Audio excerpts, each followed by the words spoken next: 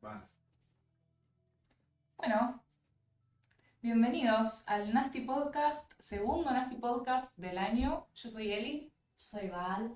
y tenemos a Butori por allá. No me veo, pero acá estoy. Eso es lo Que importante. todavía está ahí configurándote. Ahí te ves. Ahí va. Hola Butori. Bueno, nada. Podcast, Nasty Podcast. Nosotros hacemos esta especie de podcast. Vamos a decirle así. Cada vez te parece más un podcast. Cada vez se parece más a un podcast. En cada programa lo organizamos Lo un poco. intentamos, que es lo importante. Lo hacemos un poco para charlar de lo que pasa en el ciclo de cine Nasty, que es el ciclo de cine que tenemos junto con Ro y con Facu, que nada, si vienen a las funciones los van a conocer. Tenemos funciones todos los jueves, a partir de este mes, todas acá en La Culturosa, que también nos presta este espacio para hacer el podcast, así que muchas gracias. Agregamos una función al mes bajo un concepto nuevo que se llama Sábados Ultra Nasty. ¿Sabes qué me hace acordar un poco a los sábados de Superacción? Pero estos son los sábados Ultra Nasty, que esos sí van a ser en proyecciones terrestres y son... Porque nosotros estábamos justamente antes, hasta marzo, ¿no? O sea, el mismo Sí. mes de que vamos a hablar las películas. Estuvimos, desde el año pasado proyectábamos, hacíamos como cada 15 días, una semana en terrestres, una semana en La Culturosa. Y ahora que vamos a estar todas las semanas en La Culturosa, obviamente no queríamos perder el espacio de terrestres. Y charlamos un poco y se nos dio como esta oportunidad de tener por ahí alguna función que sea una vez al mes, pero bueno, que sea como más especial, por eso también tiene un horario, es a la medianoche. Eso también está bueno, es interesante, es un sábado, como para cambiar un poco. Y la idea siempre es sumar, como que no queríamos restar ningún espacio. O sea, de hecho todos los jueves van a seguir habiendo películas y lo que estamos sumando es una función más, así que va a haber 5 películas en vez de 4 al mes, y a veces 6, porque a veces, bueno, como este mes, Claro. que este mes, abril, que no venimos a hablar de abril, ¿no? Pero ya que estamos Sí. haciendo eh, abril religioso. Lo bautizamos un poco así. Sí, salió por la idea, obviamente, de la semana de Pascua, de Semana Santa. Semana Fue la Santa. semana de Pascua, Semana Santa. Pero fue un poco, digamos, la verdad, una excusa para poder meter un par de películas que ya queríamos meter. Y hace mucho, sobre todo, el término Nansploitation, veníamos diciendo, che, hay que hacer un especial pelis Nansploitation, y después fue como, bueno, pero lo podríamos hilar más con esta temática y ampliarlo un poquito y aprovechar para pasar películas que sobre todo pueden ser bastante polémicas, digo, como que en su momento dieron mucho a hablar porque obviamente todo lo que implique Iglesia Católica, crítica a la Iglesia Católica y mostrar ciertas imágenes que obviamente como que rompen con toda esa imagen tan santa y pura y virginal, ¿no? de la Iglesia, como que en su momento quizá no fueron muy bien recibidas, pero consideramos que son peliculones, así que por eso estamos... Total. Bueno, al momento de grabar esto ya pasamos a Lucarda, que fue la primera peli del mes. El resto lo pueden encontrar en la cartelera, que la tenemos subida a Instagram, @ciclonasty, está acá abajo también, junto con el alias. Y sobre eso, y un poco en relación a esto de que todas las funciones ahora van a ser en La Culturosa, cambiamos un poco la modalidad. Antes era como, bueno, a donación. Ahora vamos a hacer una especie de entrada a la gorra, porque, bueno, nada, este espacio, sobre todo este espacio y las películas que le subimos al Google Drive, que por cierto ya tienen subidas todas las de marzo, y desde mayo del año pasado, o sea, hay una cantidad de películas increíbles. Algunas muy difíciles de conseguir en Total. una buena calidad, obviamente.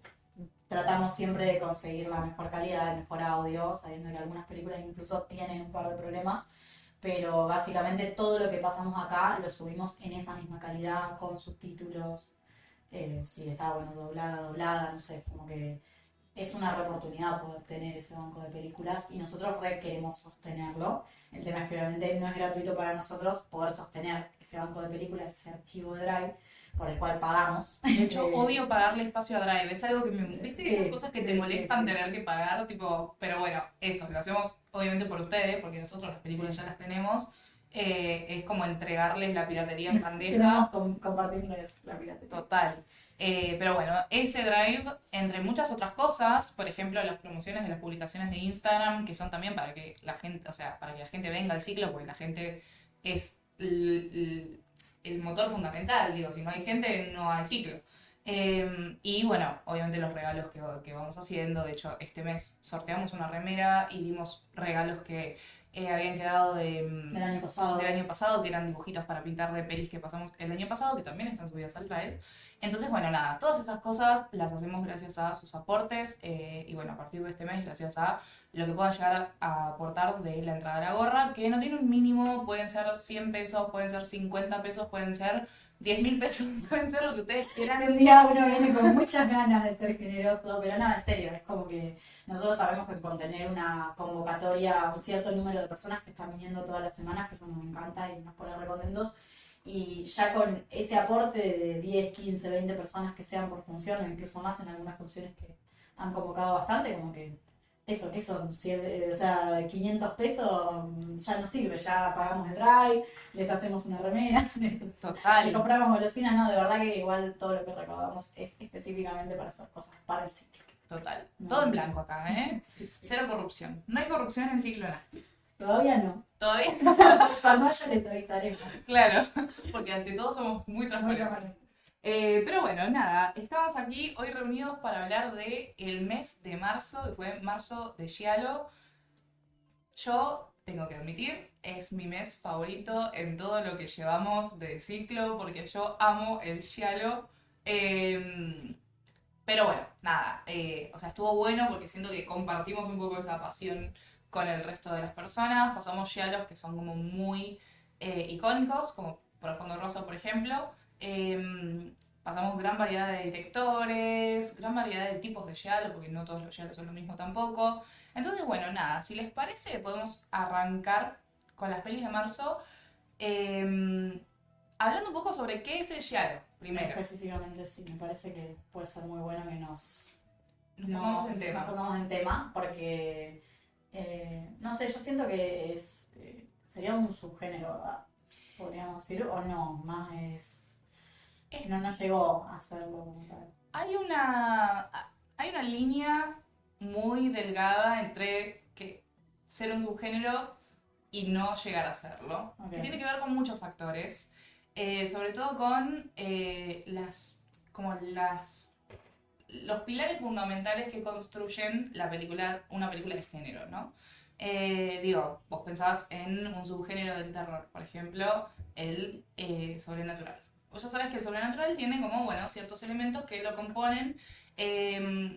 Y si bien eso está reflejado en el giallo la verdad es que es como bastante amplio en esos elementos, ¿no? Es como, bueno, vos decís, bueno, sí, hay un asesino que tiene estas características, o hay asesinatos que tienen estas otras características, pero la verdad es que pueden variar, o sea, no tienen como esta, no sé la palabra, como esta Reglas rigidez. definidas, más allá de que algunas... Claro, son más como lugares comunes que empiezan a compartir las películas, sobre todo problemáticas comunes, bueno, obviamente los espacios que se trabajan y lo más importante que es el estilo al momento de contar una cierta historia, ¿no?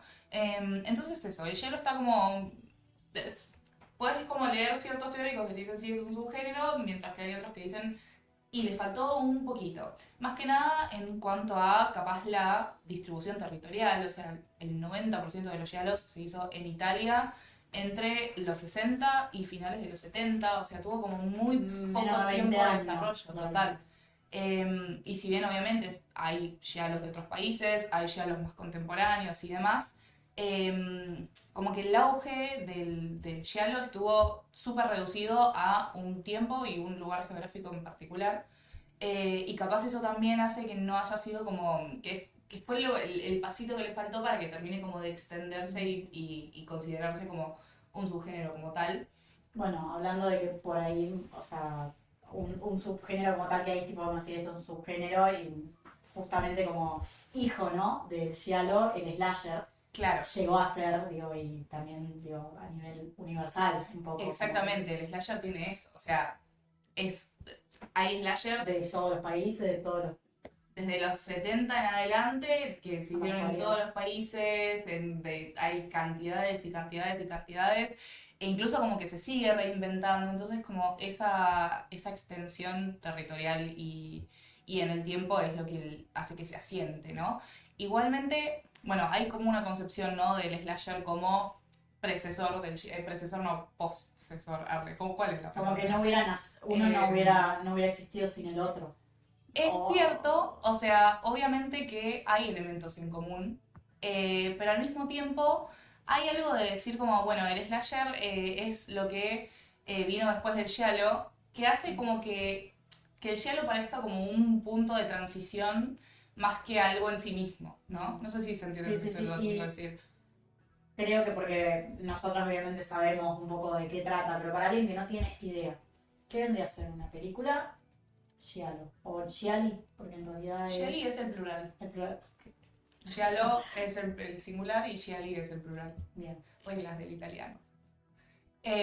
Un giallo es básicamente una película de género, probablemente italiana, en la que hay una serie de asesinatos y un asesino, y en general lo que hay es un investigador amateur que sigue como un poco como toda esa historia, ¿no? La policía siempre queda relegada a ser unos inútiles, mientras que la historia es llevada por un investigador amateur que se metió de casualidad en esa historia y termina como resolviendo los casos.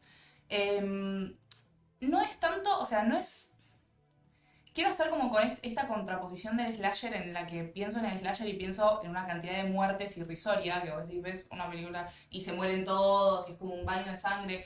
Y si bien el giallo tiene eso de que es como un baño de sangre, porque suelen ser películas que muestran a la sangre como en muchas cantidades, la cantidad de asesinatos en cambio no es tanta. Es como hay uno que es como el principal y el que desata todos los hechos, y otros que se van sucediendo como medio causa y consecuencia, pero Y podríamos decir también con respecto a eso que yo pienso, obviamente no sé tanto del tema, pero voy como pensando un poco algunas cosas que se me ocurren comparadas, comparando sobre todo en el slasher, que por ahí conozco un poco más. Quizás estas películas tienen un tono más serio, ¿no? Comparado con esta cosa más jajas del slasher. puede ser. Quizás en realidad el slasher en un principio no sé, ciertos proto-slashers no eran así. Pienso, no sé, en Black Christmas, que sé que no es un slasher, pero bueno, como un antecesor, y tenía un tono bastante más serio, y después Claro. por ahí ya en los 90 como que se empieza a parodiar un poco más como esta cosa de la figura del asesino, ciertos estereotipos que hay, pero me parece que no sé, la ambientación es muy distinta. Sí, Y el también. clima que generan las películas es muy distinta. Si bien las cuatro que elegimos son bastante diferentes entre sí también, ahora lo vamos a ver, pero en Sí, eso me total. parece que es como muy particular, ¿no? Total. Bueno, lo que tiene el giallo también es como que viene de una tradición más literaria, ¿no? O sea, el giallo empieza siendo... O sea, el giallo literalmente es las páginas amarillas, que tipo el amarillismo periodístico que empezó como a retratar estos casos o incluso traer historias de autoras como Agatha Christie. Y era como, bueno, si a vos te gusta el crimen y qué sé yo, leías un giallo. O los fragmentos de giallo que salían en diarios y revistas y demás. Y después esa misma tradición se empezó a adaptar al cine. Y era como, o sea, el giallo en Italia era como súper comercial, o sea, los directores hacían giallo porque vendía, sobre todo. Entonces nada, eso, como que se fue gestando desde ahí, desde una página escrita de algo y terminó en la pantalla grande, básicamente. Pero bueno, nada, es eso, tiene mucho del policiotesco, tiene mucho de policial. Esa es como siento que el slasher capaz no tiene tanto de policial. Es como más la gracia de el asesino matando gente. Sí. Y el giallo es más encontrar al asesino. Por ¿no? eso digo, como ese justo lado más serio, Total. como que se lo toman más en serio ellos. No es tanto de afuera como que a veces ves que los personajes están tipo, qué sé Total. yo, o sea, no sé. Bueno, eso es algo que decía Facu. Creo que lo dijo en la función de Seis mujeres para el asesino, que fue la primera que pasamos. Que es como, está bien, el giallo era como un tipo de cine súper comercial en el momento, pero los directores se comprometían a hacerlo bien, ¿viste? No es que esto es comercial y vende y hago una película así nomás para llenarme de guita. Estaban comprometidos con hacer una buena película. Y creo que eso es sobre todo también como la definición, ¿no?, del cariño que le ponían los directores a sus películas. Sobre todo porque eran directores que ya capaz estaban súper experimentados en otros géneros, como Mario Bava, por ejemplo, que no solo dirigía, sino que era director de fotografía, hizo dirección de fotografía para westerns, por ejemplo, spaghetti westerns, mejor dicho, pues son los westerns italianos. O, no sé, Dario Argento, que directamente su primera película es un giallo. Es como, hay un abanico de posibilidades, Sí. básicamente. Sí, total. Pero bueno, nada, si querés, bueno, no sé, ustedes quieren aportar algo más. No, quizás sobre esto no, podríamos presentar un poco las películas. Yo acá tengo así como los datos más específicos, más ficha técnica como para tirar. También para tirar un poquito, podemos construir entre todos unas pequeñas sinopsis. Así presentamos las 4 películas.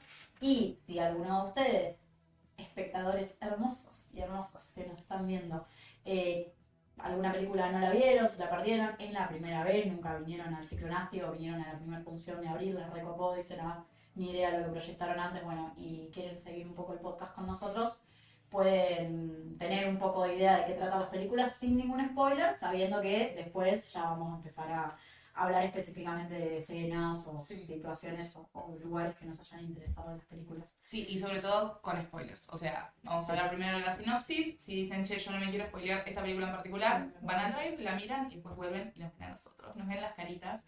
Pero esto, para mí es muy importante, sobre todo con Profundo Rosso, que no se la spoileen. O sea, es una película que es como Psicosis. Si vos no viste Psicosis, no te la spoilees. Bueno, igual Psicosis ya es medio del spoiler, es universal, ¿no? Pero digo, son esas películas que las tenés que ver hasta el final. Y de hecho el giallo es bastante hitchcockiano en su concepción también, ¿no? Hay como otro punto de fusión. Pero bueno, nada, sí, vamos a eso. Antes quiero remarcar lo organizados que estamos hoy. No lo podemos. Vamos a ver cuánto lo sostenemos, ¿no?, a lo largo del podcast. Tori, ¿vos cómo estás? Estás muy callado. No sé si eso es bueno o estás muy estresado. No, acá pensando cómo manejar todas las cosas de la compu. Pero Voy a hacer un comentario nostálgico del primer programa. Aprendimos bastante. Nos falta quizás aprender alguna que otra cosa. La compu nos da pelea, pero nada, acá estamos. Total, pero bueno, lo importante también es remarcar que ninguno de nosotros es streamer, somos artistas audiovisuales y Val es música, así que bueno, este mundo también es nuevo para nosotros, pero lo damos todo y eso es lo importante. Así que bueno. Bueno, vamos en orden. La primera película que pasamos, la voy a decir en español, y si alguno se anima a decirla en italiano, bienvenido sea. 6 mujeres para el asesino, de Mario Bava, es una película del 64. Acá está, bueno, lo voy a decir, 6 donne per de asesino. Está muy bien. No está tan mal. Mi italiano me cuesta menos que el inglés, ¿sí? Bueno, porque vienen del latín. Hay un poco menos de, como me da menos vergüenza. Es una película de 88 minutos, es una coproducción ítalo-francesa-alemana, ¿sí? Hay varias de acá que son, o sea, son todas películas italianas, pero algunas son coproducciones y otras son puramente italianas. Paréntesis sobre eso, sí. Hay mucha coproducción en el cine italiano en general. Sí. Y en el giallo en particular mucha más. O sea, coproducciones nacionales, digo, internacionales. Bien. Esto de que no eran solo películas italianas, sino que de repente coproducían con 2 o 3 países más. Bien. Y nada, podemos decir como dato que la fotografía principal se empezó a rodar en Roma a finales del 63. El reparto era internacional, eso era bastante común, que utilizaran actores internacionales y multilingües. Algunos leían tipo con fluidez las líneas, otros hacían lo que podían, por ahí estaban diciendo y no entendían mucho lo que estaban diciendo. Con eso, específicamente con esta primera película y con la que vamos a hablar después, cuando estuvimos descargando las películas, tuvimos ahí un tema de, che, ¿en qué la pasamos? Claro. En italiano, en inglés, porque si no me equivoco esta, por ejemplo, se grabó en inglés, pero creo que nosotros la pasamos en italiano. Claro. Y por ahí vos veías que tipo, los actores en realidad, la original es en inglés, pero la pista que mejor conseguimos está en italiano o es la que normalmente se usa. Así que bueno, eso como para tener en cuenta si lo ven y ven eso es porque exactamente por eso. Sí, tal cual. Y eso también tiene que ver con que el giallo era muy de exportación también, ¿no? O sea, si bien vendía mucho en Italia, era un género, ya me estoy contradiciendo con lo que dije al principio, ustedes me entienden. O sea, eran un tipo de películas que salían mucho se distribuían por toda Europa y por Estados Unidos. Entonces como que también esa cuestión del audio en inglés y en italiano tenía mucho que ver con esa cuestión de la exportación y de que un poco la película también se sienta más universal, ponele. Bien. Y nada, a ver, hagamos entre todos una sinopsis. Es una serie de asesinatos. Obviamente todas las sinopsis van a arrancar así. Una serie de asesinatos, en este caso, se dan en el contexto de una casa de moda, ¿no? De diseño, De diseño y haute couture. sí, en la que se organizan desfiles. Y, bueno. Y básicamente hay un asesino enmascarado, ¿no? Que Que empieza iba a a matar decir un gente. asesino que asesina. Wow. No, y específicamente hay toda una trama de un diario que quieren conseguir, que tiene una serie de secretos, sí, no voy a decir mucho más, pero justamente hay como toda una tramoya en torno a eso. ¿No? Los asesinatos tienen que ver específicamente con este diario, con estos secretos que no sé, que justamente no quieren que sean revelados y Porque como que de repente todos los personajes están medio sucios. claro, no solamente el asesino, sino los personajes que están involucrados. Nada, una investigación al respecto, varios plot twists, uno muy al final que es como, wow, ok. Creo que estas películas se apoyan mucho de sus giros a veces, Sí. ¿no? Como que uno está súper, súper, súper, súper expectante y uno hace un poco como ese juego de estar constantemente tratando de adivinar quién va a ser, pensando, bueno, sí, yo ya lo puedo sacar a los primeros 10 minutos, jaja, qué capo que soy, y en realidad a veces después te da un giro. En muchas de estas películas, la gente que vino a verlas nos dijo como, che, yo al principio re sospeché de esta persona, pero después dije, no, no puede ser, y al final era, o como que vas cambiando todo el tiempo, por ahí no lo tenés 100% decidido. Incluso puede llegar a pasar que hasta con una película que yo ya la había visto, había algunos detalles que yo no recordaba, entonces yo empezaba a dudar de mí misma, yo era como, no, pero yo ya sé quién es. Claro. Y en la mitad de la película, por ahí la había visto hace como 4 años, y me ponían algo que decía como, no, para yo recuerdo bien lo que recuerdo, a menos que la hayas visto 20 veces como Claro. Profundo Rosa, que me imagino que no tenías ninguna duda, ¿no? Al respecto Me la sé de memoria. O sea, Claro, yo puedo cerrar los ojos y ver la película en mi mente. pero sí me llamó la atención que pasa eso, ¿viste? Como que juega mucho con tu cabeza a la hora de ver la película, está muy bien. Que igual está súper bien eso porque es como que está bien logrado esta cosa Sí. del policiotesco barra whodunit en el hecho de que vos como espectador todo el tiempo quieras ser parte de esa situación y jugar un poco a ver quién fue también, ¿no? Y esta cosa del plot twist final siempre es como un poco, bueno, adiviné o no adiviné. Y lo que tienen muchos hielos es que a veces el asesino es un random. Sí. Pero, y es como, ¿qué? O Pero sea, bueno, siempre alguien que aparece, pero no necesariamente Claro. alguien que está ahí como que tiene que vos decís este tiene que ser, porque toda la película me construyó que debería. No, Claro. no necesariamente, puede que sí, puede que no. y Bueno. capaz esos giros argumentales, perdón, tienen más que, o sea, no tanto, porque uno piensa como, bueno, plot twist, y uno siempre piensa en, este personaje se dio vuelta y al final era este, ¿viste?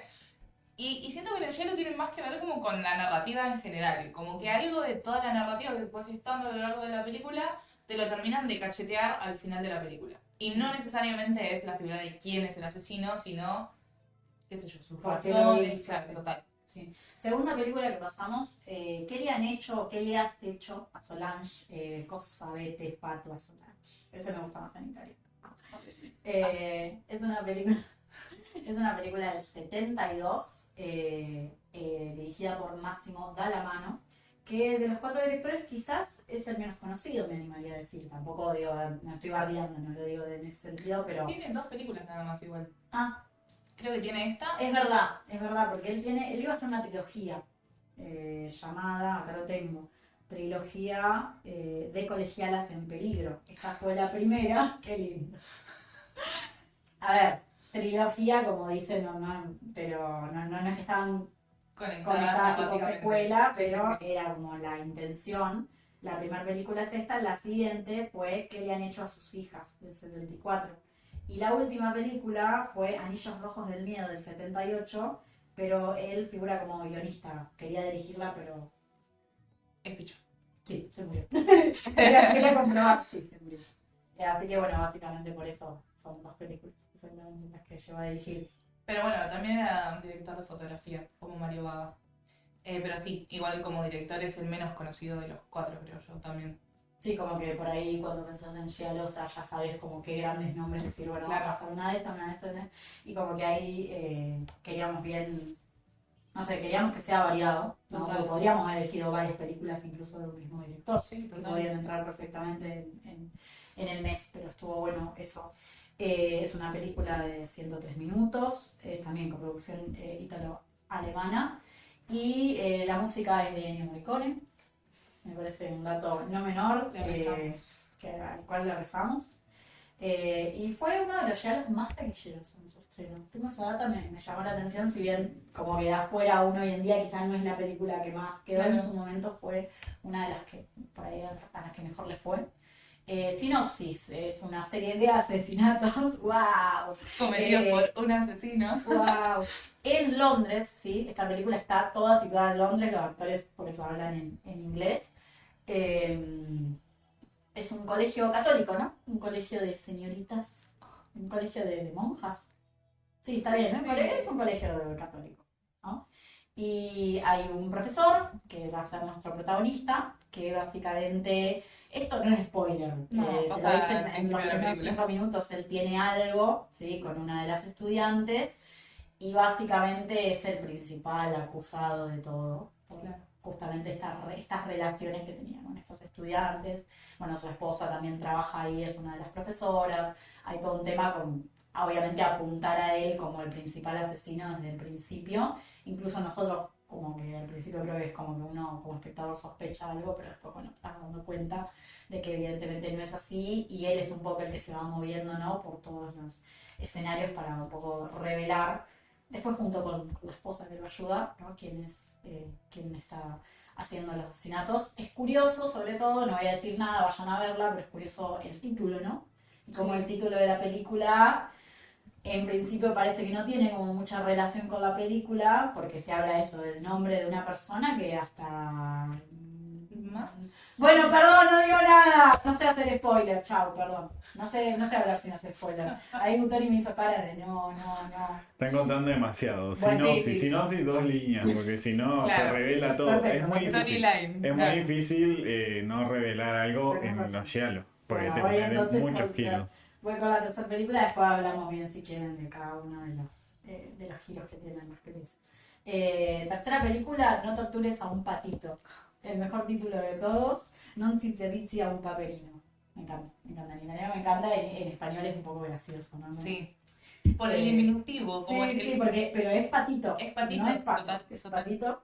Es también del 72, es de Lucio Fulci. Ya nos debíamos a nosotros mismos pasar una película de Fulci, ¿no? Sí. Como que lo mencionamos mucho el año pasado y todavía no habíamos pasado una película de él. Es, según él, dicho en una entrevista, creo del 94, su mejor película, en su opinión. Es la película que a él más por ahí más le cierra, más le gusta de todo lo que hizo. Así que, bueno, pero Diciendo con los pero vamos a dejar que él piense esto. A mí la película me encanta. Tengo que ver más igual de Fulci como para ver si le doy la razón o no. Y la música la hizo Ritz Ortolani, que es el mismo que hizo la música de Holocausto Caníbal. Ese es un dato no menor, porque el año pasado pasamos Holocausto Caníbal y la música era muy destacable, y en esta película también lo es. Así que bueno. Holocausto Caníbal está subido al Drive, si lo quieren ver. Sí, porque está en YouTube, creo que sí, pero está en muy mala calidad. Claro. Encima es muy gracioso que esa película esté en YouTube. Sí. YouTube, tipo, decís teta y ya te censura. Sí, sí, Y sí. de golpe tenés Holocausto Caníbal, tenés Naina Pig también, loco. Bueno, no nos vayamos de tema. Esta es, podríamos decir que es un giallo rural, ¿no? Giallo rural. Es bastante distinto en la propuesta estética y en la ambientación, ¿no? A las otras dos películas, sobre todo, por ejemplo, comparándola con Seis Mujeres para el Asesino o con Profundo Rosso, ¿no? Esta cuestión del giallo rural también parte de que el giallo se ramifica en como varios... Es raro decirlo porque es como que el giallo al mismo tiempo se ramifica en subgéneros dentro de sí mismo. Es como... Es muy complicado. Pero básicamente el giallo rural es esto, un giallo que de repente en vez de pasar en las grandes ciudades o en las urbes, como pasa la mayoría de los giallos, pasaban en el campo, ¿no? Y digo, El hielo rural es uno de los 1500 tipos de hielo que hay. No sé, está el hielo histérico, que es como el hielo en los que hay una protagonista mujer que tiene Wow, qué buen nombre. como alguna Una condición cancelable. psicológica. Pero también está el hielo erótico, en el que pasan como cosas más relacionadas al erotismo, qué sé yo, ahora pienso en El extraño vicio de la señora Ward. Eh, películas que, o sea, como que el mismo hielo se ramifica en un montón de estilos diferentes, como que es un estilo que se ramifica en estilos, o un subgénero que se ramifica en subgéneros, entonces es como muy, muy amplio. Pero bueno, sí, hielo rural, la diferencia es esta, pasa de repente en un campo o en un espacio muy alejado de la ciudad, porque de hecho los otros tres que pasamos pasan como en lugares súper poblados de gente, en ciudades, en espacios grandes y lujosos y qué sé yo, y de repente pasamos a el campo. Sí, sí, nada que ver desde lo visual, por ahí como que pienso en las otras películas y pienso en ciertas cosas de la arquitectura, en ciertas imágenes, en referencias a arte, referencias pictóricas, el uso de las luces, ¿no? Pensé en Mujeres para el cine, por ejemplo, o sea, la contrasto con esta y no tiene nada que ver en un montón de cosas, pero bueno, sí, obviamente, ¿qué voy a decir? ¿De qué trata la película? ¿De qué trata, Autori? ¿De qué trata la película? Algún. No, Sí, de algo muy asesinatos. amigable. De asesinatos tenés que Oh, decir. otra vez. Bueno, No, dale. pero sí hay un cambio eh, que a mí, por eso particularmente, no voy a decir que es la que más me gustó del mes, porque está Profundo Rosso, que es superior, pero tiene algo, Sí. le da el giro, porque los asesinatos en este caso son hacia niños. Y bueno, después desarrollaremos, pero qué peli fuerte, che. Sí. Es súper Me, fuerte. me llevó como a conmover y retorcer un poquito. Llama la atención que las víctimas sean niños, como que, no sé, creo que es un punto que hace que la pases un poco más como el orto. En general en las películas, a mí me pasa, Sí. es como que me hace sentir más incómoda, siento que las escenas, como que uno cuando las está viendo también, no sé, a mí me lleva a pensar en algún punto como cómo las robaron, cómo las hicieron, qué onda los nenes, tipo, sé que por ahí las épocas cambiaron, pero todos conocemos de películas que en su momento por ahí tienen escenas que son polémicas por ese sentido. No estoy hablando específicamente de esta película, pero sí otras que ponían a nenes chiquitos y actores básicamente menores de edad en situaciones que por ahí no estaban tan buenas. ¿Cómo le explicas? Y vos te estás claro, como qué onda esto, cómo lo habrán hecho, qué cuidado habrán tenido con la criatura.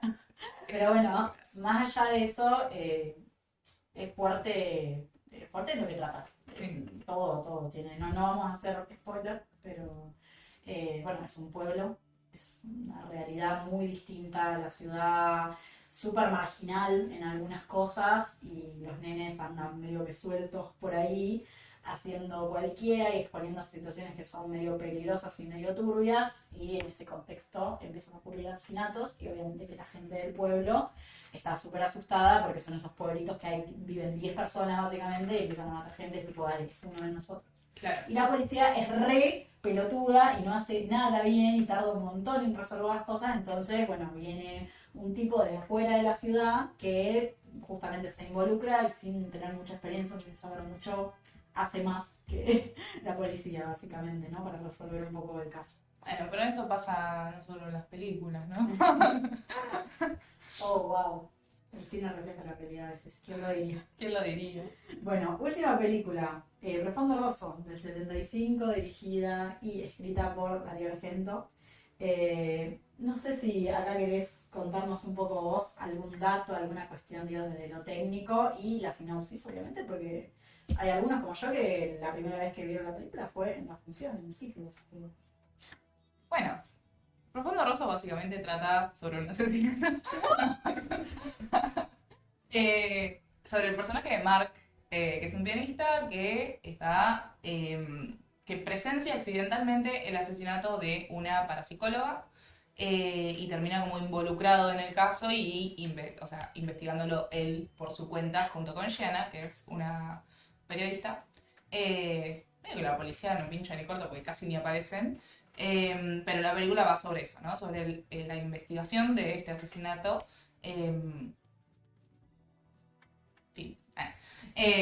No, bueno, qué sé yo. A mí me cuesta mucho esta película. O sea, la vi 20 veces, o sea, no es exageración. A veces cuando estoy aburrida digo, no sé qué hacer, pongo Profundo Rosso porque me encanta. Pero me cuesta después, es como que no puedo bajar mis pensamientos a palabras o a nada. Es como, la cabeza me va a mil y digo, ¿qué puedo decir de esta película? Esto. Y no puedo como procesarlo todo junto. Pero creo que la sinopsis sería un poco esa. Sí, es que por ahí eso, no es tanto no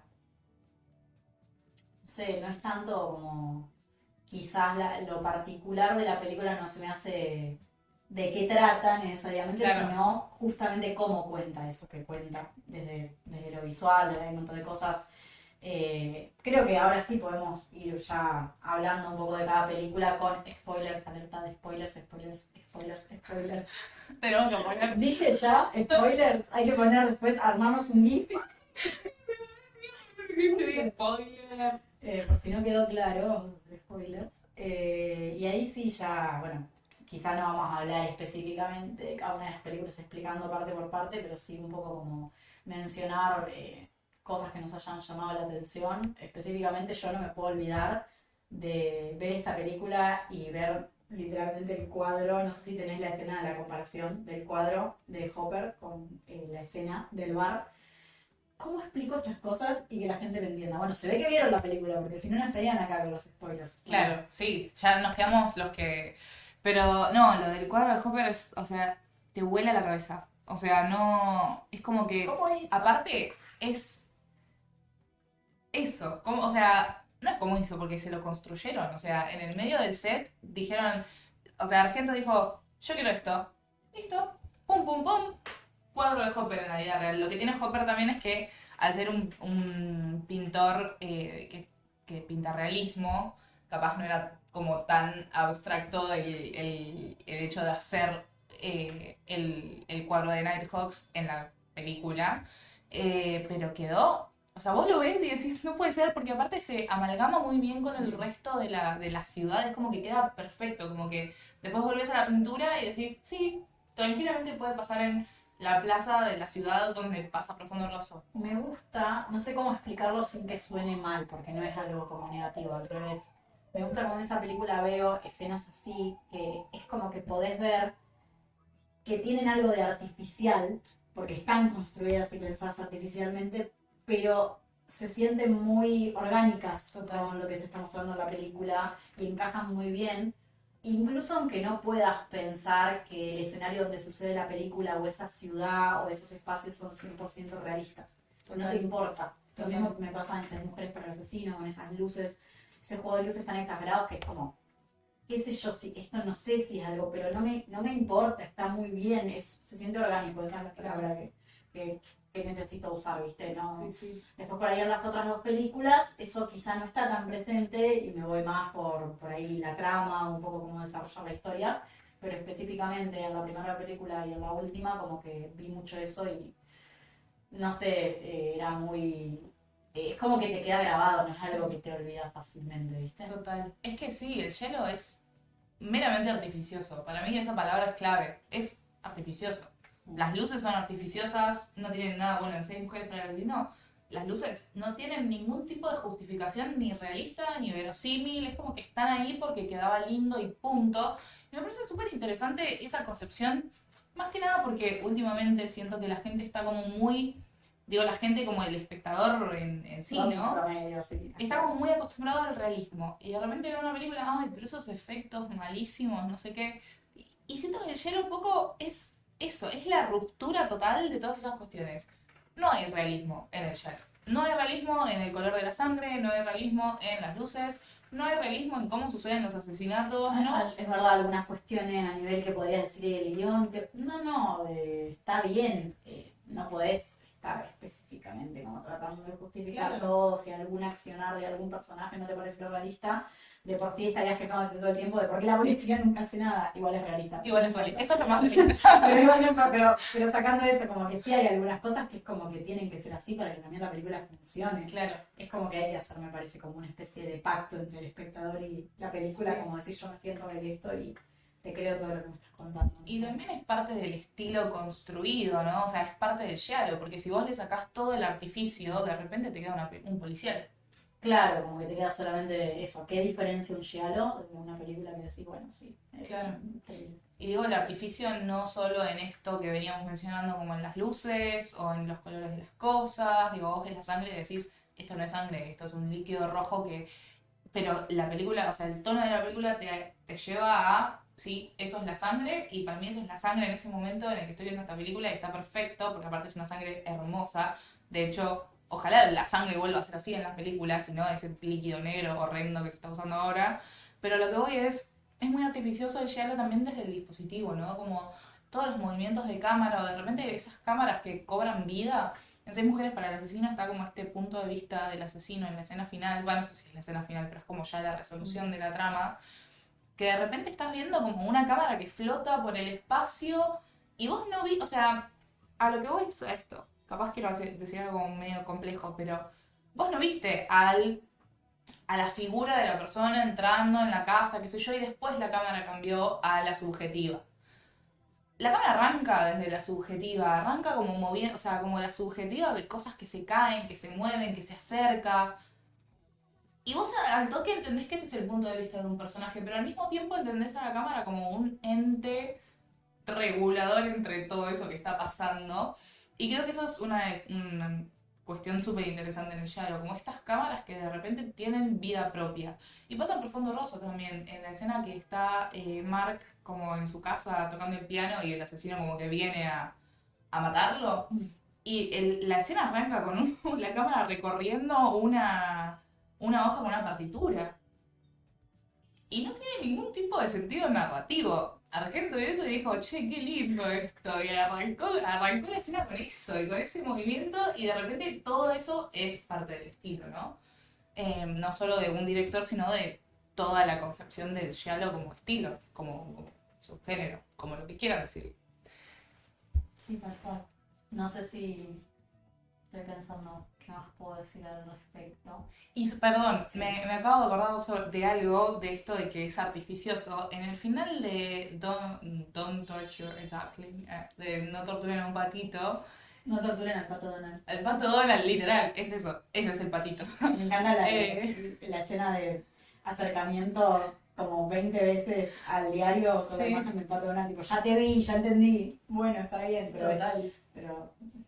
pero digo, la escena final en la que descubren al asesino y el asesino se suicida y cae como por toda la construcción montañosa y vos lo ves y evidentemente o sea, no hubo ninguna intención de no mostrar quería, eso realmente. ellos no querían Era un muñeco. ocultar que era un muñeco. No querían ocultar que era un muñeco. Y eso también es parte del artificio, por más de que capaz esa película tiene una iluminación un poco más naturalista, porque no hay como tanta luz artificiosa, que también eso remite más a la ciudad, entonces es coherente con el cielo rural, que no aparezcan esas cuestiones.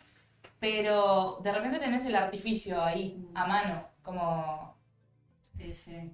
Es falta, pero evidente que yo pensaba, claro, yo al principio pensé como, pero esto es a propósito, porque ellos tienen los recursos, o digo, en algunas otras escenas te demuestran, digo, que pueden hacerlo completamente realista, no tienen por qué hacerlo así.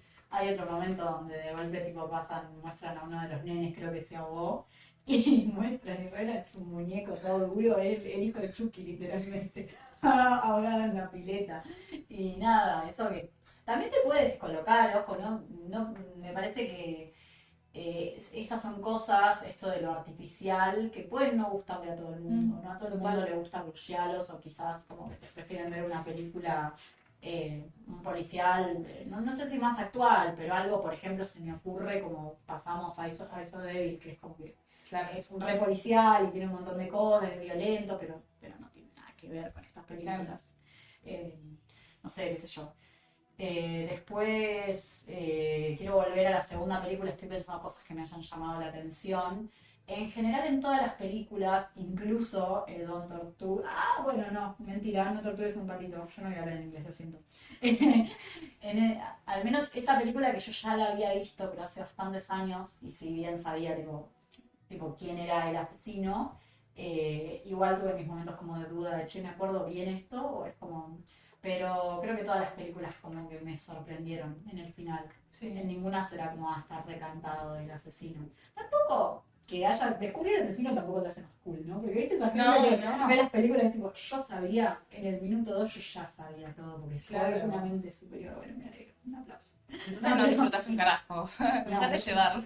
Pero bueno, no, igual digamos que hay películas en las que eso directamente es, no quiero decir imposible, pero sí porque no te da esa información hasta por ahí mitad de la película. O sea, no te da absolutamente ningún tipo de info al respecto. Por ejemplo, pienso en Cosa Vete Pato Solange. Ahora sí puedo spoilear. El título es algo que cuando yo la vi estaba como...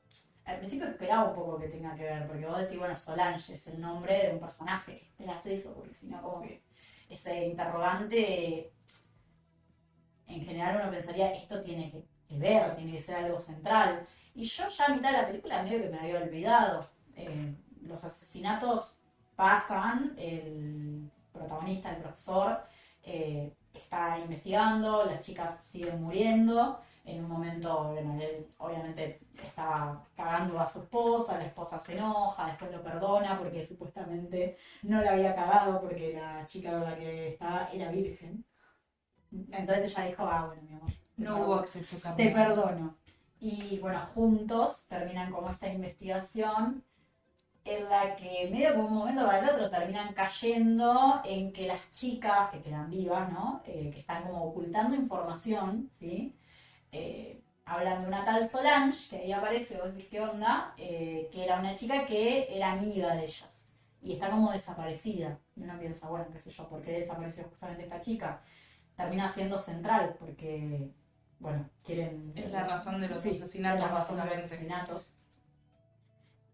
Eso no está como servido en bandeja en ningún momento. Hasta Claro. que no empiezan a nombrarla. Ponele que cuando la empiezan a nombrar, como que el espectador supongo que dice, bueno, acá hay algo raro. Pero yo nunca pensé que iba a ir por ese lado, iba a ir por a un familiar, porque el spoiler es un familiar, el padre, está matando a las chicas en venganza a lo que le hicieron a su hija, justamente, este grupo de amigas. Y está como medio que yendo una por una en la lista, ¿no? Sí, la kill list, como de Kill Bill. Y el dato o el detalle sería que todas las chicas, que a mí me pareció, me olvidé de mencionarlo y fue una de las cosas que más me impresionó de la película. Seguimos hablando de la misma película. Todos los asesinatos, las chicas mueren con literalmente un coso, un cuchillo, ¿ves? Clavado en la vagina. Y es bastante fuerte, no sé, a mí me dio mucha impresión, tipo las imágenes como las muestran y encima me da impresión ya pensar la secuencia. Que incluso, perdón, es como ese no es el detonante de la muerte, como que ellas las matan y después de muertas Claro. les insertan el cuchillo. Y ahí es como el interrogante, ¿no? De por qué esta marca de asesino serial tan particular, ¿no? Que tiene que ver con esto que decía Val recién de, bueno, porque el padre se está vengando de un hecho muy particular que es como algo muy fuerte, que es que a la piba esta, a Solange, la piba esta, No, sí, pero... que es que a Solange sus amigas la llevaron y medio la obligaron, la convencieron de abortar clandestinamente. En una situación horrible y súper dolorosa y muy traumática. Entonces es la misma escena del recuerdo de cómo le están clavando a ella para poder hacerle el aborto y realizarle el aborto. Es medio lo mismo que él recrea y les hace como lo mismo a las chicas. Es como básicamente esa marca del trauma. A la única a la que no es a la chica protagonista, hasta un momento que muere, spoiler, que es la amante del profesor, y ella es como la que era más, no sé, como que en el recuerdo tampoco lo desarrollan demasiado, pero ella como que estaba bastante en contra, quería que las chicas no lo hagan, era como la más empática en algún sentido y la que tenía como más cuidado con Solange, y las demás eran como, bueno, dale, hagamos esto, y por eso, bueno, a vos te llama la atención, porque cuando vos no sabes ese dato, también te empezás a preguntar como, che, ¿por qué murió así? Si supuestamente el modus operandi del asesino es algo muy característico y es algo muy clave para la película. Claro. Pero bueno, no, a mí me sorprendió mucho. Creo que las cuatro como que... Bueno, no, mentira, por fondo rosa también al final. Está como que ya vi quién era y Claro. todo este tiempo no le presté atención.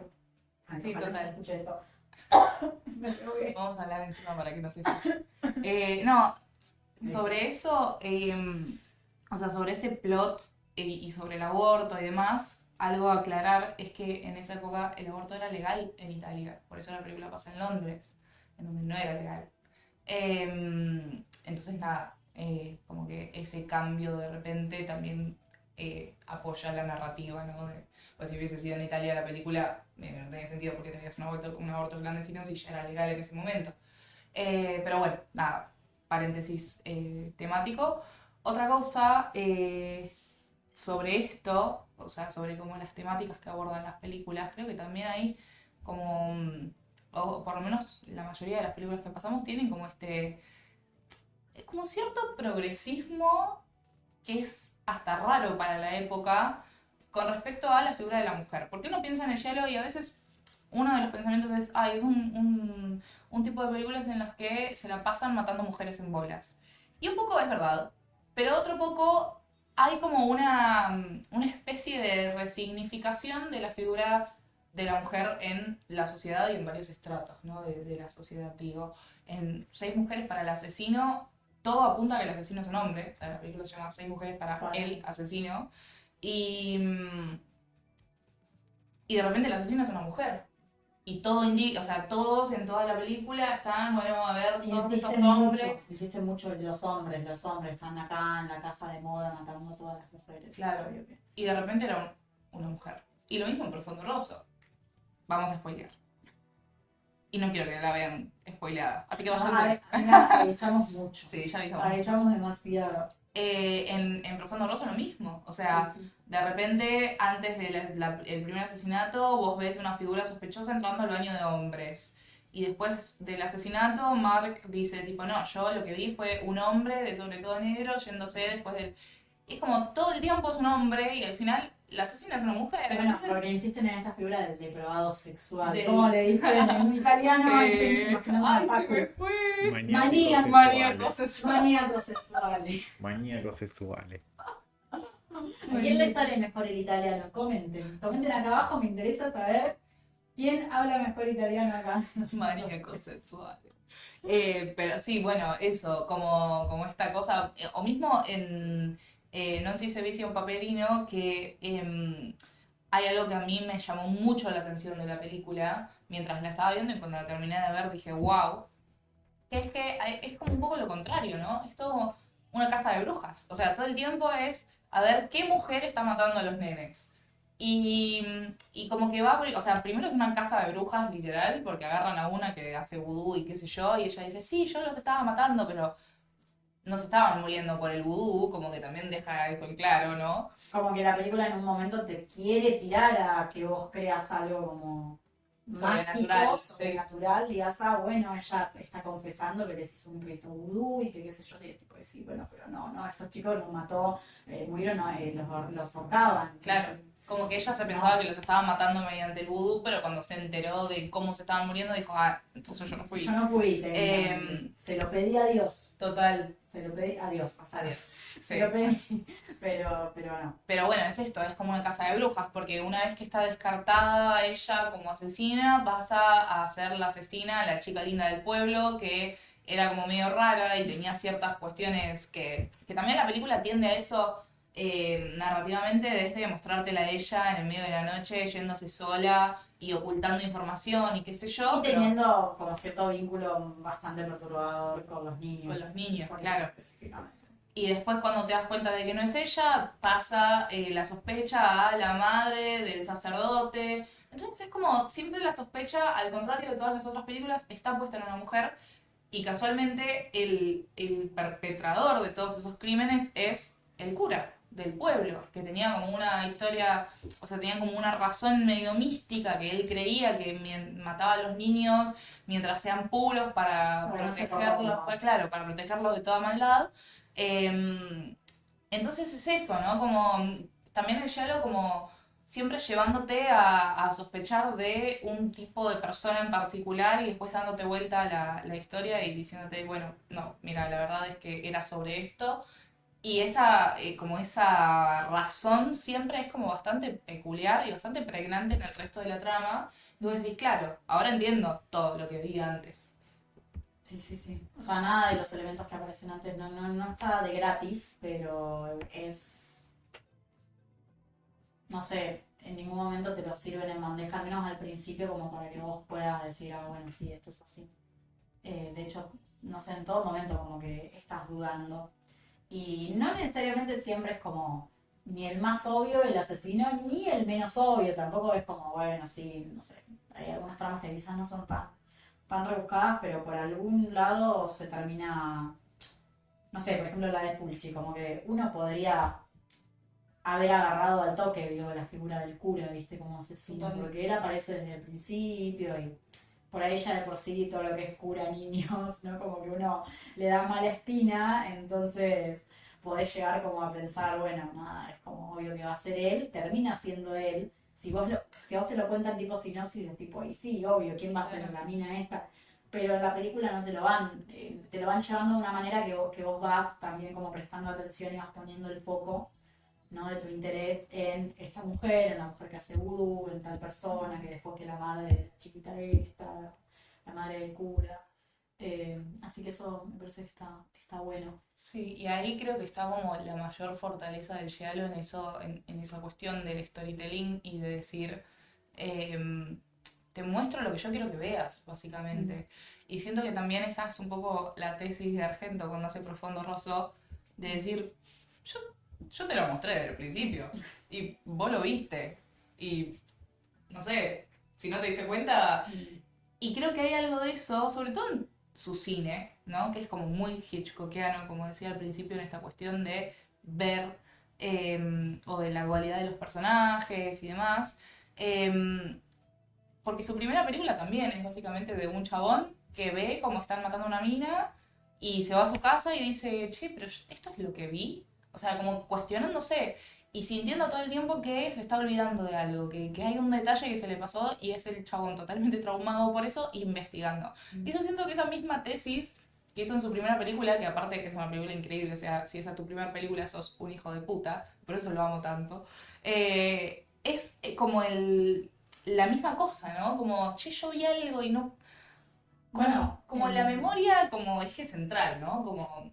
en qué le hicieron a Solange, si bien no es por ahí el También espectador mismo o el protagonista, es la chica. la chica, la amante de él, antes de que muera asesinada, la primera parte de la película, ella contribuye bastante como en aportar información, pero es ella misma al principio la que pasa de no revelar, de no saber nada, a justamente vamos viendo un poco como sueños que ella tiene o ciertos recuerdos reprimidos que van saliendo y te aporta información muy clara del asesino. Total. Entonces, hasta que no va transcurriendo la película y ella no va como contando eso, esa información no está, o sea, esas escenas no las vimos. Claro. Lo único que vimos es la primera escena cuando se ve como están clavando el cuchillo. Que al mismo pero... tiempo como que la información está como medio cubierta, como Sí. que ellos están andando en bote, entonces como que por momentos se ve, por momentos lo tapa un árbol, por momentos... Y la reconstrucción de todo eso en la mente de quien funcionó de espectador, creo que es un poco como toda la cuestión central. Mm. Y me parece súper interesante, primero por cómo está planteado, ¿no? Desde los directores de las películas en la relación con el espectador directamente. Como, bueno, yo te voy a poner en condiciones, o sea, en las mismas condiciones que el personaje. Vos Tal sabés lo mismo que el cual, personaje. eso quería decir y no me salía. Como Eh, que vos sos los ojos del personaje. claro. Muchas veces. Como que a veces en películas somos como más omnipotentes, ¿no? Como que vemos todo y vemos situaciones que el personaje principal no y demás. Y acá es como, bueno, yo te estoy dando la información servida y a vos te va a pasar lo mismo que al personaje. Y por eso a mí me parece tan loco, volviendo a Profundo Rosso, como esta cosa de che, si el personaje duda tanto, ¿qué es lo que entendí yo de eso, no? Y por eso también la gente se sube tanto a pensar quién es el asesino, porque vos también sentís que tenés las herramientas para detectarlo, y sin embargo está esto, está él que vi que no me acordé.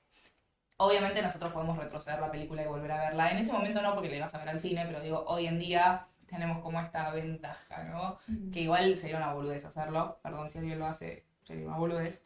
Pero, pero esta cuestión a mí me flasha mucho, sobre todo porque la revelación final tiene todo que ver con esto, ¿no? Es el personaje volviendo al lugar del asesinato y diciendo, claro, yo lo que vi no era lo que yo pensaba que había visto. Básicamente, vamos a poner un poco en contexto, Mark sale de trabajar, se encuentra con un amigo suyo en la plaza, mira para arriba y están viendo cómo están matando a una mujer, básicamente.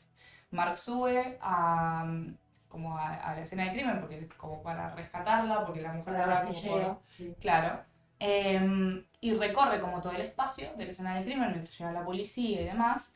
Y en esa recorrida del espacio es como que ve muchos cuadros que están colgados y demás. Y después se va, como que, y bueno, sigue con la investigación y un poco con su vida, ¿no? Em, y cuando vuelve a la escena del crimen y dice, claro, esto es lo que vi yo. No era un cuadro, era un espejo reflejando en todos los cuadros. Y en ese espejo yo vi al asesino como si fuese parte de un cuadro, como que su mente tergiversó como todo el espacio, que también tiene un poco que ver con esto, ¿no? Como el shock o el estado en el que te encontrás después de presenciar un hecho traumático. Sí. Y para mí es increíble. Ayúdenme. ¿Vos, Tony?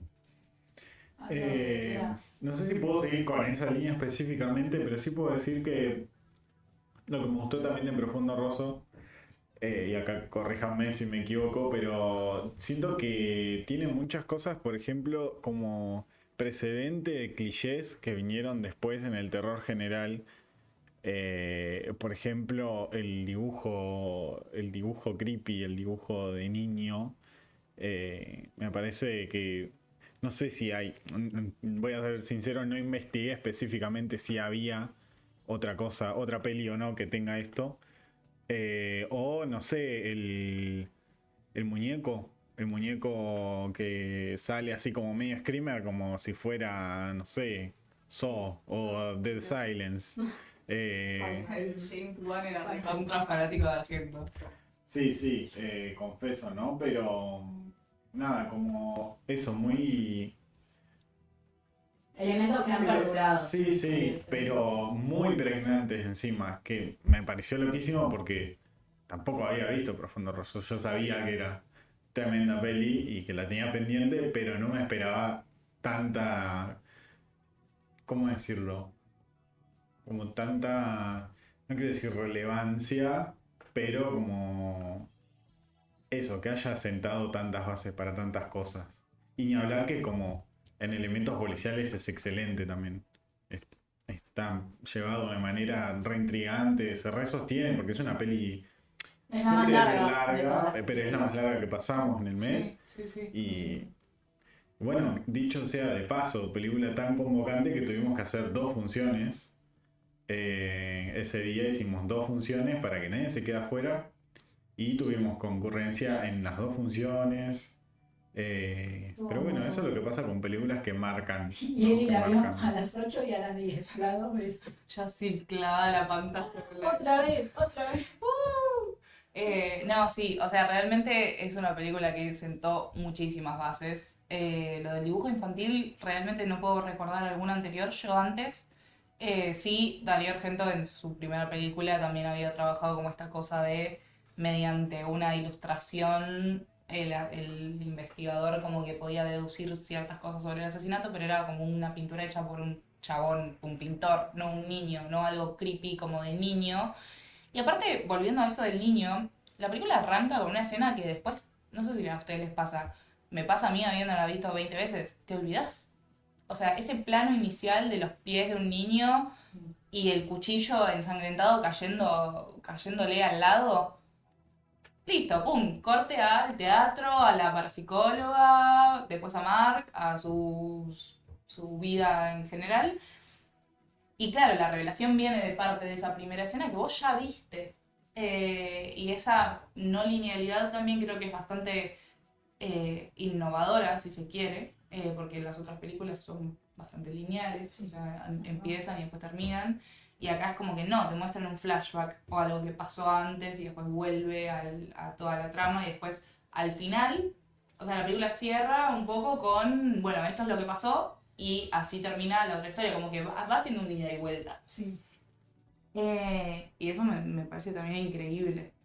A mí me parece que está, porque nada, fui poniendo imágenes tanto de la escena esa como del dibujo, me parece que está muy inteligentemente escondido, porque en el dibujo se ve al nene sosteniendo el cuchillo ensangrentado, eh, y nada, no, como que es lo mismo que te presenta si ves la escena del principio, ¿no? Como decir, bueno, fue el nene, que después te das cuenta que es Carlos.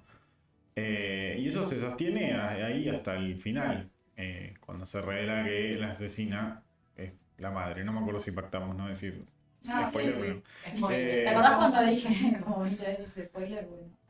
y nada, me parece que está re bien ocultado y que no sé, mantiene la intriga y no está forzado. No es como, no sentís que se estira el pedo, sino como que, bueno, no, sigue teniendo la película te sigue dando la chance de, bueno, no adivinaste.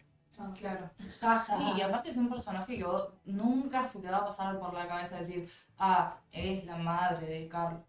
¿Qué me importa la madre de Carlos? Hasta que, claro, ves la razón, ¿no? Como esta escena de flashback que te revela, bueno, sus razones. Em, o sea, es como esto también, lo de las marionetas que aparece como en la casa de una que fue maestra, como que todo empieza a conectarse muy de a poco. Y como que la película tiene como muchos estadios, ¿no? Como eh, en sí mismo. Entonces, nada, bueno, otras cosas que quiero remarcar sobre el Profundo Rosso, sobre todo, es el personaje homosexual que aparece, al cual nunca se lo juzga, nunca se habla sobre eso como despectivamente, como que Mark cae y le dice, mira, yo no te voy a juzgar, yo solo quiero saber si mi amigo está bien, que le preocupaba, ¿no? Porque en algún punto de la película Carlos es como sospechoso, aparte es un personaje que es alcohólico, y al mismo tiempo hay algo que me parece súper interesante de esta película, que es, bueno, esto que decíamos, cómo el cine termina como reflejando un poco la cuestión social, en el hecho de que los dos personajes son pianistas, tanto Mark como Carlo, y como que Mark en un momento hace un comentario tipo, bueno, sí, nosotros que somos pianistas, y Carlo lo frena y le dice, no, no somos lo mismo. O sea, los dos tocamos el piano, pero vos tocas el piano académicamente y yo, si hoy a la noche no toco el piano en el bar, no como, básicamente. Y también hay como esta cosa de, bueno, qué sé yo, las clases sociales y la diferencia de que puede, digo, dos personas con la misma profesión, la diferencia de clase que pueden llegar a tener, que me parece súper interesante también, como un paréntesis, ¿no?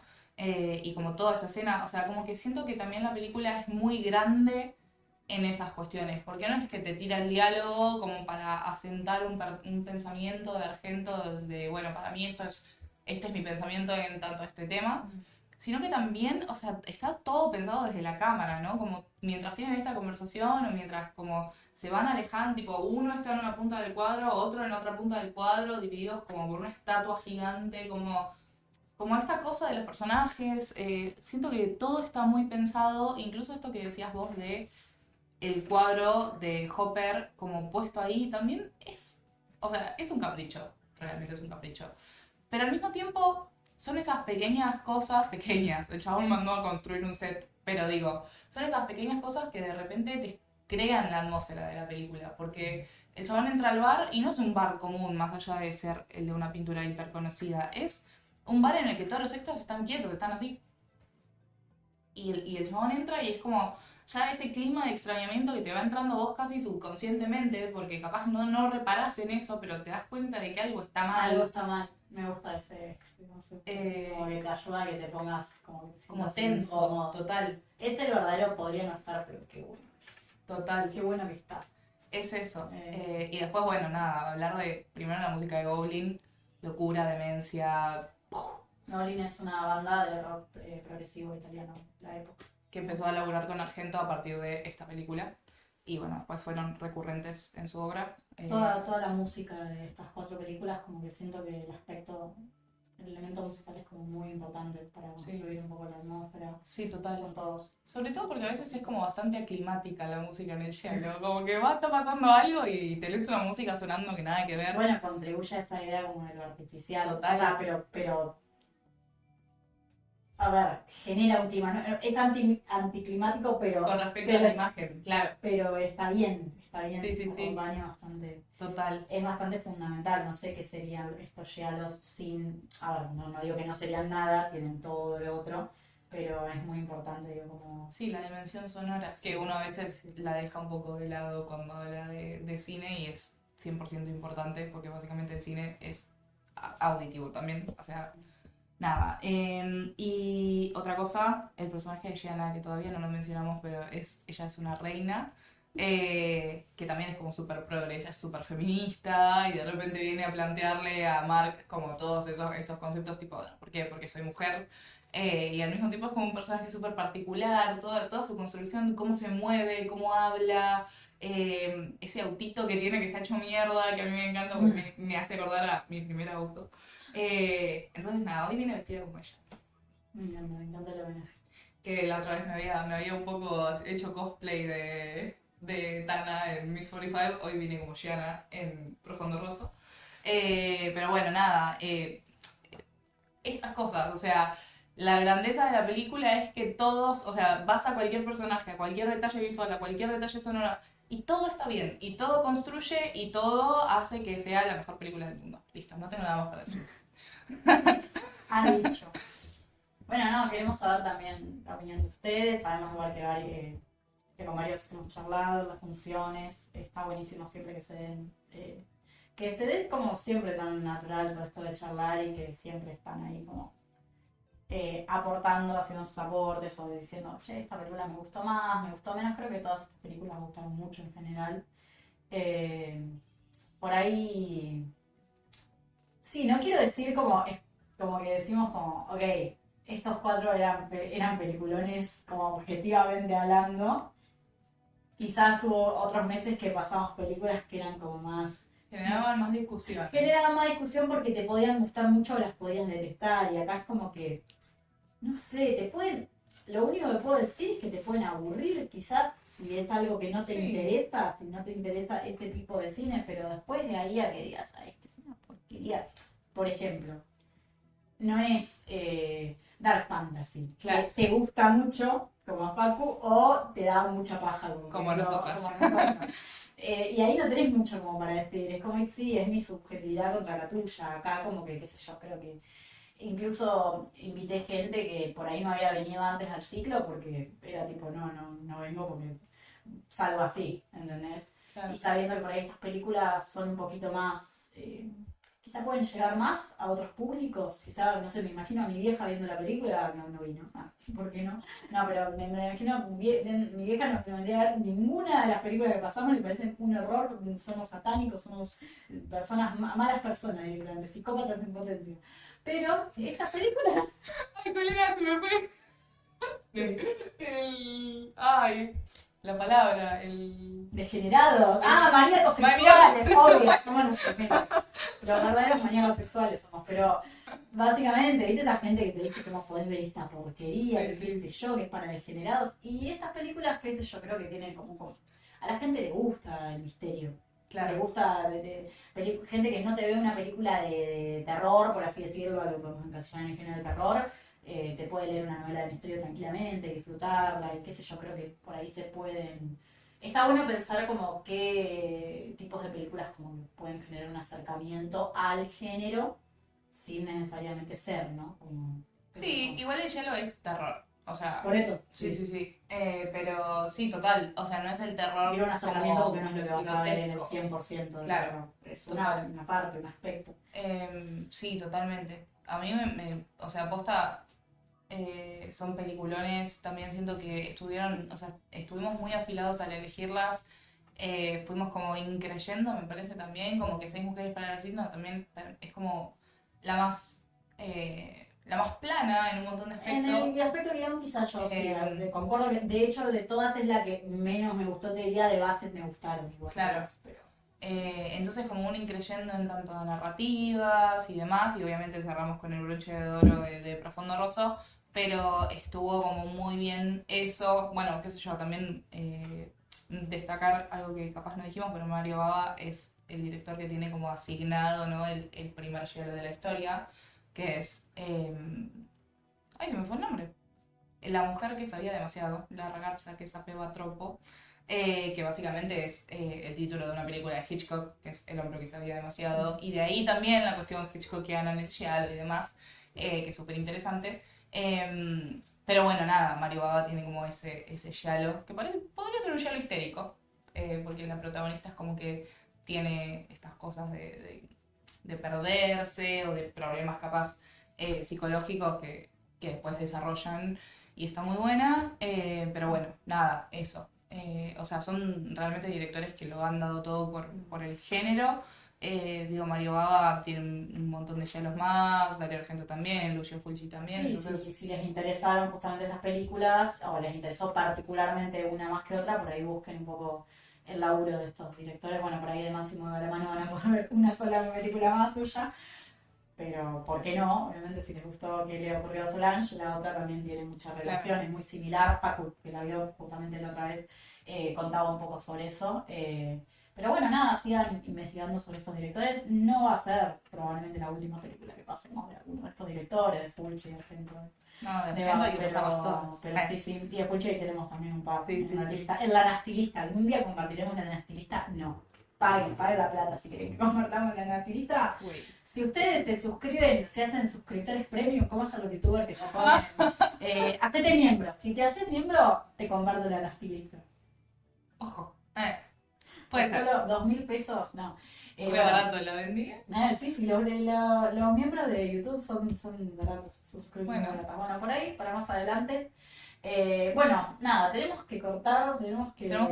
ya ir finalizando. Este mes no sé cómo vamos a hacer, porque ya con 4 películas tenemos casi Vamos acá. más de una horita, más o menos más. Sí, Horita y una media. horita y cuarto. Bueno, cuando tengamos 6 películas, que este mes son 6 películas, tenemos 5 jueves de abril, más el sábado Ultra Nasty. Que es el sábado 18. Sí. Así que, bueno, ya veremos ahí cómo nos arreglamos. Probablemente sea un episodio un poco más largo. Acuérdense que es abril religioso. Cuando estemos subiendo esto, si no salió la segunda película para el segundo jueves, es justamente el segundo jueves, ahora es. ¿Cómo se llama la película? Suor Omichiri, la monja asesina. La monja. Fran. Totalmente, la música. Sí, sí. Que bueno, justo hoy vi la publicación en el Instagram. Era ella y la había visto recién, no. Pero en la descripción Facu puso que es como un híbrido con el giallo. Así que bueno, hay algo ahí de lo temático que vamos a sostener. Después nada, recomendarles este librazo que tengo acá enfrente, que yo lo leí y me voló la cabeza. Tienen un montón de data sobre el género, sobre... ¿Cómo se llama? Por si no se ve bien. se llama Giallo. Claro, pero de. Crimen, sexualidad y estilo en el cine de género italiano. Es un libro escrito por autores argentinos, lo cual es re loco, porque es un libro literalmente escrito en español como primer idioma y no algo traducido. Pero bueno, nada, la verdad es que siento que toda la info que hay que saber está un poco ahí. Y después, bueno, cada uno investigará particularmente sobre lo que más le interese, pero la verdad es que el giallo es un mundo súper... casi tiro a Dario Argento. Es un mundo como súper extenso y que siempre hay un poquito más para investigar, así que obviamente los alentamos a que lo hagan y a que vean las películas que están en el Drive. O sea, yo recomiendo un segundo visionado de Profondo Rosso para que cuando lo vean y vean la primera escena de cuando Mark entra a la casa digan ahí está, porque está el reflejo del asesino todo el tiempo en la primera escena en la que él lo ve. Entonces nada, recomiendo un segundo visionado para no perderse como esos detalles, obviamente siempre de todas las películas, pero el Profondo Rosso en particular. Así Bueno, que revisen el Drive, vengan a ver las pelis, hagan sus aportes a ciclo.nasty.